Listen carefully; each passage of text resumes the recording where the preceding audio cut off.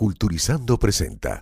Efectivamente, estamos aquí, el podcast de entrevistas que se mete en medio de los medios para conocer el detrás de escena y también cómo viene la mano con los nuevos formatos. En la producción, conducción, guión, entrevistas y un montón de etcéteras más. Quien te habla, Leomaris Ñañe, en una coproducción junto a culturizando.com, plataforma en la que puedes escuchar este y otros contenidos de podcast que están buenísimos. ¿Cuál es la novedad de esta semana que además me tiene muy feliz?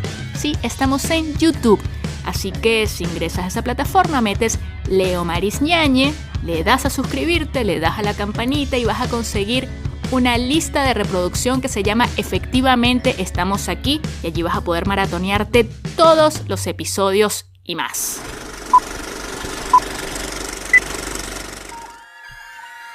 Ya les voy a decir algo que creo que mi entrevistado en este momento se está enterando. Qué pena con la visita, pero yo no sé de dónde te conozco. Y me da un poco de vergüencita. Yo generalmente tengo muy buena memoria para saber, fulanito lo conocí de tal lado. No, aquí ni idea. Porque es que se mimetiza. Tenemos un montón de amigos en común. Coincidimos en tantos festivales de cine en Buenos Aires que ya está. O sea, yo puedo decir, en mi cabeza podría inventar que estudiamos juntos en la universidad. Pero no. ¿Qué es lo que cuenta acá? Que es una persona que ha estado haciendo un montón de trabajos, que siempre publica, que siempre comunica, e inevitablemente uno le da clic y uno dice, ¿en qué anda? Y siempre en lo que anda es innovador y está bueno. Anoten estos títulos. Desde afuera, 2011. Retratos urgentes, 2017. Cuando se detienen las palabras, 2020. Igual les hice la tarea y en la casilla de descripción, sobre todo en el YouTube, de Efectivamente Estamos Aquí, van a conseguir el enlace directo. Gente, este hombre viene del futuro y hoy, en pleno año pandémico, nos cuenta cómo es la dinámica de grabar a distancia, porque él ya lo hizo en el 2011. ¿Qué les parece? Bueno, este es el personaje que el día de hoy nos cuenta en episodio 6. Documentar en digital, desde afuera. El título no es casual. Comenzamos el viaje. Y hacemos conexión desde donde nace la Patagonia Argentina hasta Buenos Aires para hablar con Pedro Camacho. Documentalista, investigador, comunicador, periodista, escribe para distintas plataformas digitales, siempre innovando en lo que tiene que ver con el registro documental para nuevas plataformas. ¿Cómo estás, Pedriño? Y arrancamos así de una. ¿Cómo es documentar desde afuera, dejando que sea la mirada del protagonista a través de un dispositivo móvil, los ojos del director? Hola, Leito. Gracias por la invitación. Bueno, documentar y realizar desde afuera fue la verdad como un trabajo muy arduo y con mucho cariño. Digamos, el principal desafío fue que quisimos hacer un documental sobre la diáspora o los inicios de la diáspora venezolana por allá en 2011. Y bueno, como el desafío principal que se nos planteó fue querer hacerlo todo a distancia, o sea, de manera que nada de lo que quedó en el documental finalmente es registrado por nosotros de la manera como más convencional, o sea, no usamos cámaras, sino que es material formado íntegramente por cámaras de celular y material registrado a través de Skype, que fueron las entrevistas que hicimos con los personajes. Desde afuera tiene eso, son personajes alrededor del mundo, venezolanos que habían salido por distintas razones a varios países, estaban Japón, Australia, Croacia, Inglaterra y una pareja que seguimos desde Venezuela.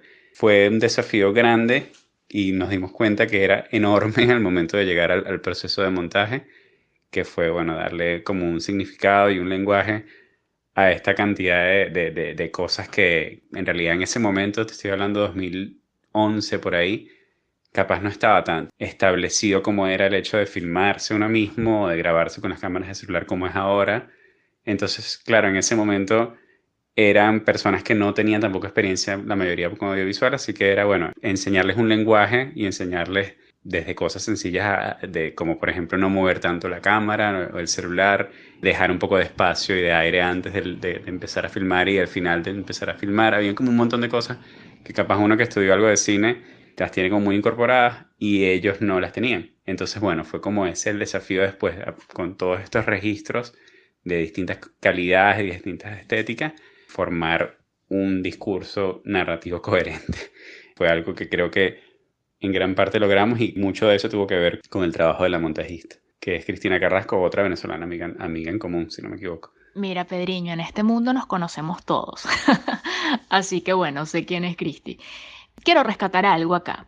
En el momento que fue hecho desde afuera, que sé que por ahí en YouTube podemos ver el tráiler, no sé si la peli está por ahí liberada o luego nos contarás dónde la podemos ver. Es una historia coral, o sea, tenemos 5 emigrantes venezolanos y para ese momento, pongamos la cabeza, 2011, era una apuesta bastante innovadora. ¿Cómo fue el acercamiento a estos perfiles en la distancia cuando no estaba de moda esta forma de registrar historias?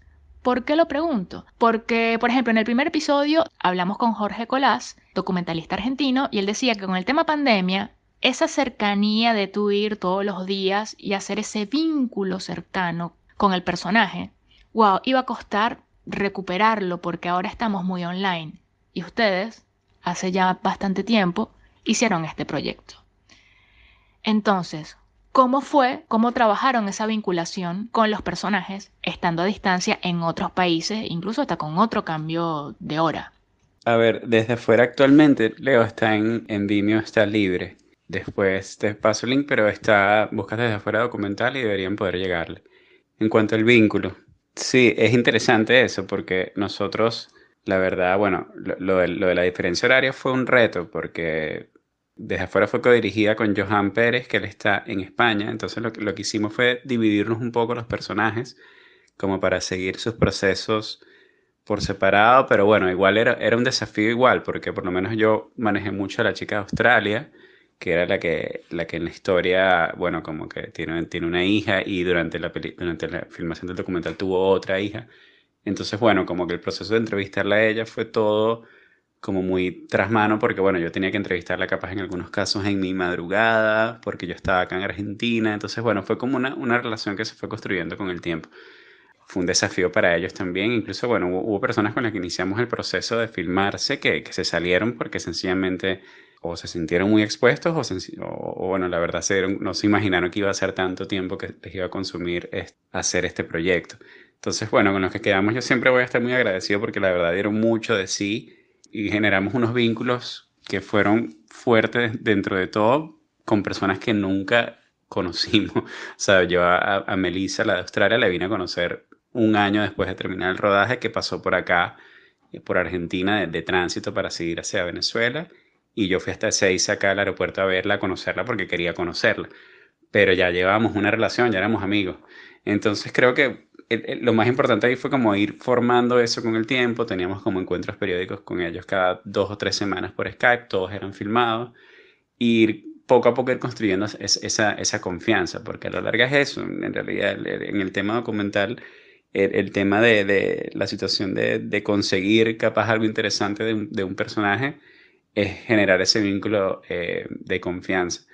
Y bueno, a distancia fue un reto, pero creo que también nos dimos a la tarea de no ponernos demasiada presión en cuanto a los tiempos. O sea, el rodaje habrá durado 1 año y medio, casi 2 en algunos casos. Así que creo que fue cuestión de entender que cada uno de los personajes tenía sus procesos y no podíamos acelerarlos demasiado porque, bueno, capaz se perdía algo en apresurarlo. No fue fácil, pero nos dimos a la tarea de generar ese vínculo lo más que pudimos con el tiempo. Bien, ahora vamos a la otra parte que cuenta un montón, lo técnico. O sea, hace poco igual, en Efectivamente Estamos Aquí, hablamos con Leonard Selig y Leo está rodando o grabando su película a través de Zoom.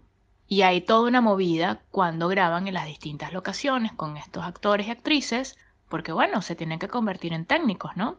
En tu caso con este proyecto, ¿cómo trabajaron todo lo que tiene que ver con esa disposición de cámara, el audio, la luz, tomando en cuenta que es un documental que lo vivimos a modo reality? Desde el punto de vista técnico, sí te puedo confesar que capaz no previmos muchas cosas y cuando llegamos a montaje, lo que teníamos era un pasticho enorme de formatos que cuando Cristina los vio fue como, bueno, pasó más bien un tiempo largo tratando de entender cómo encararlo, porque desde afuera tenía eso que no podías necesariamente editarlo, montarlo como un documental como tradicional, porque la verdad no eran documentalistas ni eran camarógrafos los que estaban filmando el material, sino que tenía esta impronta como mucho más casera y como si fuese un material de archivo prácticamente.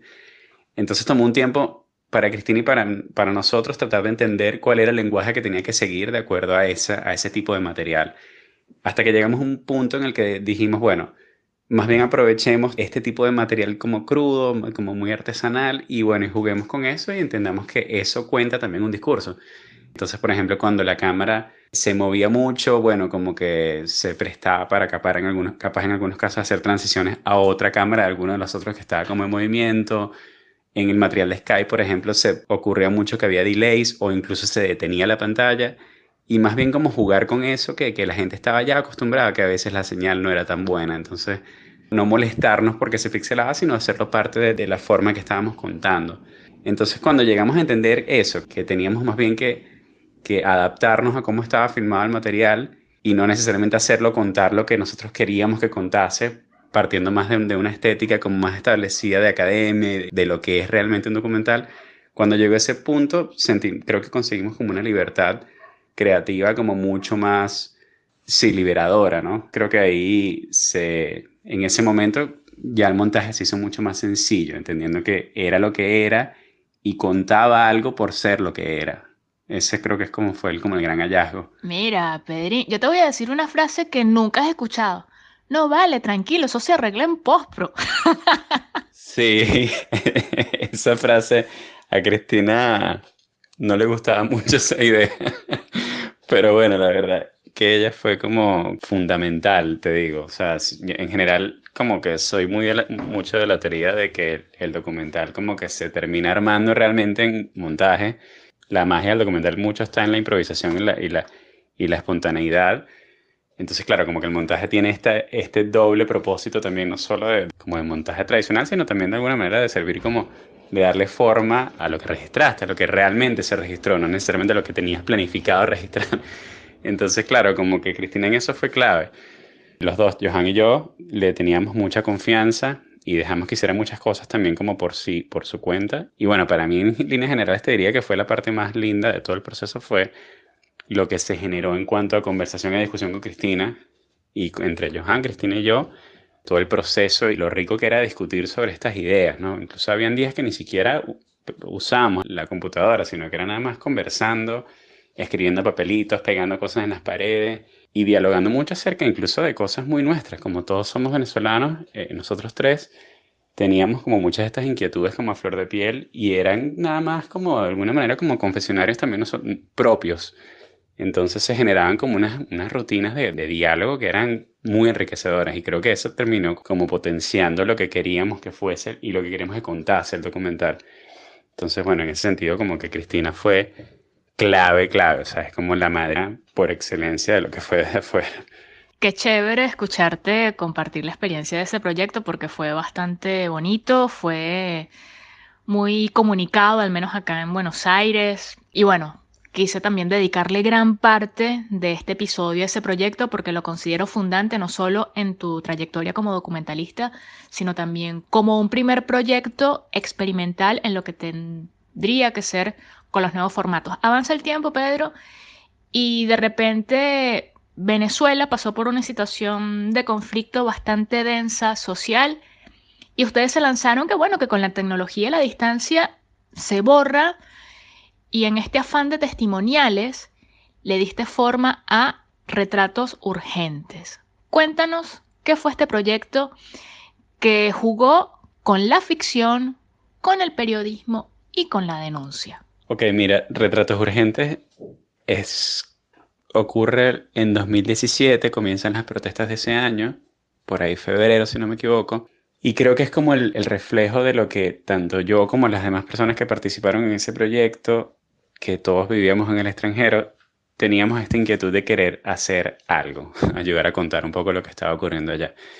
Así que lo que hicimos fue, aprovechando que ya teníamos como toda esta experiencia registrando con pantallas y por Skype y todo esto, decidimos empezar a entrevistar a personas que estuviesen involucradas con las protestas en Venezuela, desde reporteros gráficos hasta personas que estuviesen haciendo como algunos ejemplos de manifestación pacífica, hasta personas que habían sufrido directamente como abusos, directamente, por lo menos recuerdo un chico que le habían disparado una metra en la pierna, a él lo entrevistamos a un doctor que en una marcha fue atropellado la ballena, que fue como un caso muy sonado en ese entonces, con él también hablamos. Entonces, bueno, la idea era un poco entrevistar a estas personas, editar ese contenido en algo como aproximadamente 3 minutos, 4 minutos y subirlo a redes. O sea, eso era como que estuviese muy a la par con lo que estaba ocurriendo. Era como un ritmo muy frenético que mantuvimos por aproximadamente 3 meses y pico y generamos aproximadamente casi 40 videos. Todos esos están en YouTube escribiendo retratos urgentes. Fue una experiencia bastante frenética y loca que la verdad, durante ese periodo yo por lo menos no hice más nada sino ver noticias, conseguir casos, entrevistar a personas y editarlo yo mismo, por lo cual fue como bastante loco. O sea, dejé todo de lado aquí en Argentina a dedicarme a eso, pero era muy lindo poder saber que estabas compartiendo y dándole como voz y en algún espacios a estas personas, ¿no? Tuvo como como tú dices, fue como un lugar en el que se conectaron muchas cosas, tenía como una impronta documental, pero al mismo tiempo era periodismo, tenía esa cosa como del día a día, era una forma también de nosotros mantenernos informados. La verdad fue muy rico desde muchos aspectos. O sea, creo que llegó un momento que también menguó el proyecto cuando también empezó como a decaer la protesta. Así que creo que esa fue como la vida útil del proyecto, pero es algo de lo que estamos muy orgullosos. Creo que el ritmo y toda la experiencia de llevar ese mismo frenesí constante durante 4 meses fue como algo que también nos afinó mucho los sentidos en cuanto a cómo contar historias de una manera distinta y diferente con tecnologías que tenemos muchos y por decir que tenemos todos a nuestra disposición, ¿no? Cada día hay más y más gente adicta a grabar vídeos verticales. No es el fin del mundo, pero... Muy bien, Pedriño. Llegamos al momento del Boca River. Llegamos al momento del Caracas Magallanes. Así, cortito y al pie. ¿Qué opinión te merece el plano vertical? Tiempo. Qué buena pregunta. A ver, fíjate, soy anti plano vertical en líneas generales, sobre todo en 2017 con lo de las protestas. Me acuerdo que estaba mucho con la campaña de, mira, si estás registrando las protestas en Caracas o en Venezuela, pon la cámara horizontal, porque nos estamos perdiendo de muchas cosas. Entonces, claro, desde ese sentido como más periodístico, creo que tiene sentido. Ahora, en nuestro documental, por lo menos Amalín, que es la chica en Japón, ella grababa casi todos sus registros vertical. Y en algún momento capaz sí tuvimos como el impulso a decirle que no lo hiciera más. Creo que era mucho de la manera que ella quería registrar y que le salía y terminó dándole como una personalidad, ¿no?, a su registro. Así que creo que puede contar igual. O sea, creo que, a ver, no sé, yo soy muy de la idea, sobre todo durante de un tiempo para acá, que hay demasiado énfasis que se le coloque como la imagen perfecta, como la imagen pulida, la imagen fotográficamente linda. Y la verdad es que cualquier tipo de imagen cuenta. O sea, también visto ahora que estoy como trabajando mucho con material de archivo, el archivo familiar en general está muchas veces muy mal filmado. O sea, no está como muy... Porque no está pensado desde un punto de vista como muy estético, está pensado desde otro lugar, pero cuenta. Y creo que eso es lo importante, entender que todo formato y todas las formas en las que registras tienen un discurso detrás. Entonces, no sé, yo soy muy de esa escuela. O sea, como que creo que eso fue algo que entendí mucho acá en la maestría que estudié de documental en Argentina, en la FUC, que el formato no tiene que ser perfecto, que hay como un registro sucio, un registro imperfecto que puede contar igual que un registro lindo o incluso más. Entonces por ahí creo que eso empata mucho con esta idea de las nuevas tecnologías y todo esto. O sea, como que creo que lo importante es tener algo que contar y entender que la manera como lo registres, la manera como lo filmes, el formato que utilizas, la cámara que usas, todo eso puede ayudarte a que se termine de entender lo que quieres contar, pero es fundamental tener algo que contar. Eso es como la base de todo. Ok, llegamos al 2020 Y mi pregunta arranca así. Solamente una vez amé la vida. ¿Cómo sigue esta canción y qué tiene que ver con tu proyecto audiovisual más reciente que incluye un paseo por Google Earth? Qué lindo que usaste eso. Eh, bueno, mira, la situación es así. Empecé a hacer un taller como de cine de material de archivo y tenía este material de que mi abuelo grabó a mi papá durante toda su vida en cassettes cantando. Entonces, la canción que acabas de tocar, es la canción favorita de mi abuelo. Entonces, todo parte de que yo cuando viajo la última vez a Venezuela en 2015, consigo estos cassettes y me encuentro esta canción, este registro de mi papá y mi abuelo cantando esa canción una noche en Nueva York en los años 70. Y nada, y me dispara como un montón de cosas y de sentimientos, porque bueno, además de eso había registros de mi papá cantando cuando era chico, cantando ya en como distintas etapas de su vida. Y fue como un vínculo que los unió siempre, esta idea de cantar y de registrar cassettes mientras lo hacían. Entonces agarré todo ese material y empecé a construir un cortometraje sobre lo que es la música en mi familia y de qué manera la música tiene como este poder de transportarnos y de generar como un proceso como de nostalgia que me he dado cuenta que es universal además, porque este proyecto que se llama Cuando se detienen las palabras, lo han visto personas que ni siquiera son, que no me conocen, no conocen a mi papá, no conocen incluso muchas de las canciones que ahí aparecen y de alguna manera les toca una fibra porque sí, la música tiene eso, ¿no? Ese vendría a ser como lo que estoy haciendo actualmente, trabajando mucho material de archivo de mi viejo, de su viejo, material que mi papá grabó de mí también, que estoy en otro proyecto ahora, de un viaje que hicimos en los 90.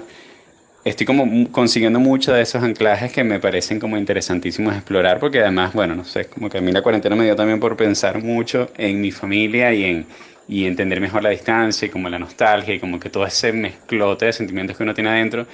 Y este proyecto me está ayudando mucho como a canalizarlo. Lo de Google Earth viene porque es parte de una muestra, que fue la muestra final de este taller, y teníamos que ubicar nuestro cortometraje, nuestra pieza, éramos 8 personas, en algún lugar del mundo. Entonces, claro, el proyecto viene como acompañado por un link en el cual puedes navegar a través del globo terráqueo en Google Earth, consiguiendo cada uno de estos proyectos y viendo el video como embedado en ese lugar. El mío está en Santa Mónica, allá en Caracas, que es donde mi papá se crió. Así que nada, es un proyecto muy personal, pero es hacia donde estoy como enfocando mucho ahora lo que quiero contar. O sea, desde el 2017 no trabajaba en audiovisual, me dediqué mucho más a la redacción y el periodismo escrito.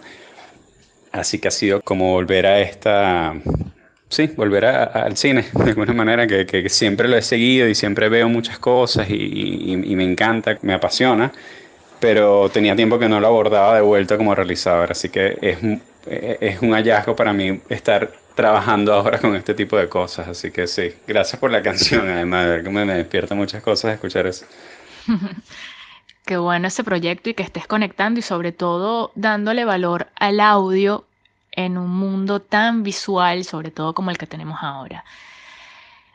Pedriño, ¿qué aprendizaje nos compartes que te ha dejado estos procesos de rodajes a distancia, ¿no? Para la gente que nos está escuchando y que de repente, bueno, quiere experimentar con este tipo de registro, sobre todo con esta onda de cuarentena, que estamos contando historias a través de nuestras redes sociales. Mira, yo creo que lo que muestran como proyectos como el mío, como el que hemos hecho nosotros, como desde afuera, como retratos, y como muchos otros proyectos que están usando ahora, como estas plataformas y estas nuevas tecnologías, desde el punto de vista de lo que es distancia, registro, lo que te permiten ver es que no existen ya como fronteras y puedes contar historias de cualquier parte del mundo prácticamente desde tu computadora con un buen internet ya.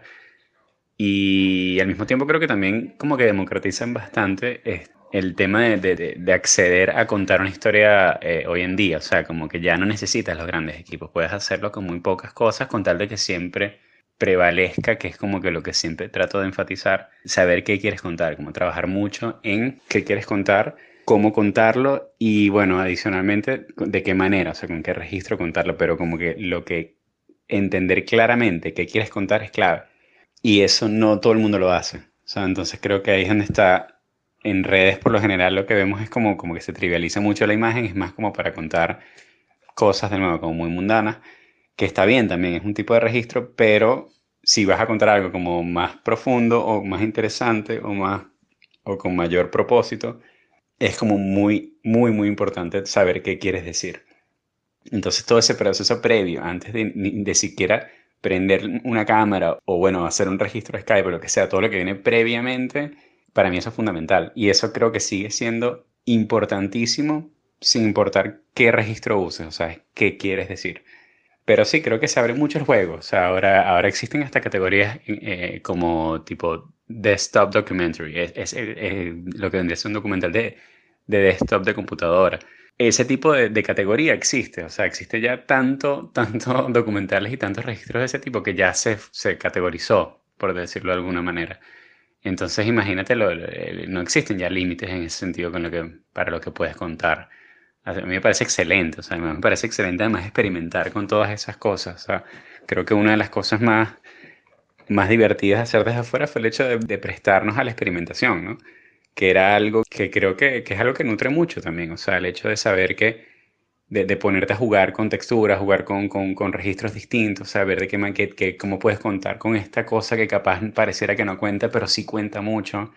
Entonces, como que el proceso, entregarse a la experimentación es importante. Y creo que para completar esa idea, creo que está bueno también como ver muchas cosas. O sea, yo eso siempre insisto también a la gente que me pregunta cuando está empezando cómo entras a hacer cine. Creo que tienes que ver muchas cosas y no nada más cine de ficción clásico, sino también cine documental clásico y contemporáneo, cine experimental.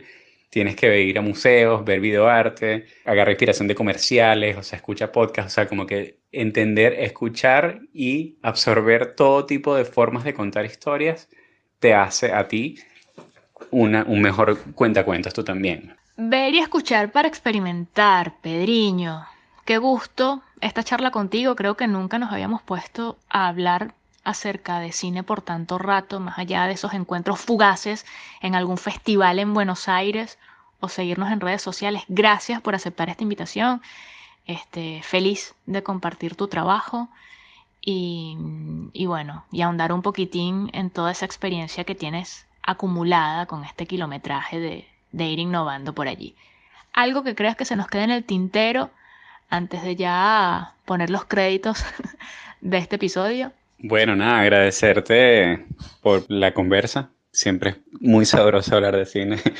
De verdad, muchas gracias y muy lindo todo lo que estás haciendo. Las demás entrevistas las escuché y muchos son amigos, cada que leo por ejemplo, y de verdad escuchar como que este formato me encanta además. Así que fue muy divertido. Y nada, veámonos, pues seguiremos viéndonos cuando se presente el próximo festival, el próximo festival. Probablemente tenemos chance de conseguirnos próximamente. Así que nada, Leito, seguimos en contacto y de nuevo gracias por la experiencia y que sigan los éxitos. Un besote, Leo. Gracias, Pedriño, por haber aceptado la invitación y también por esta devolución del podcast que se hace con muchísimo cariño. Si quieren seguir el trabajo de Pedro Camacho, lo pueden ubicar en Instagram como @elpedriñocamacho. No se escribe con ñ, es NH. También te recordamos que esto es una coproducción junto a culturizando.com, plataforma que tiene un montón de contenidos interesantísimos y que se viene con todo en lo que es la parte de podcast. También en Instagram nos consigues como @efectivamente estamos aquí. Todos estos episodios también los puedes conseguir si te metes en YouTube y sigues el canal de Leomaris Ñañi. Te suscribes, le das a la campanita y cada estreno te llega automáticamente. Soy Leomaris Ñañi y nos encontramos en un próximo clic. Culturizando.com. Alimenta tu mente.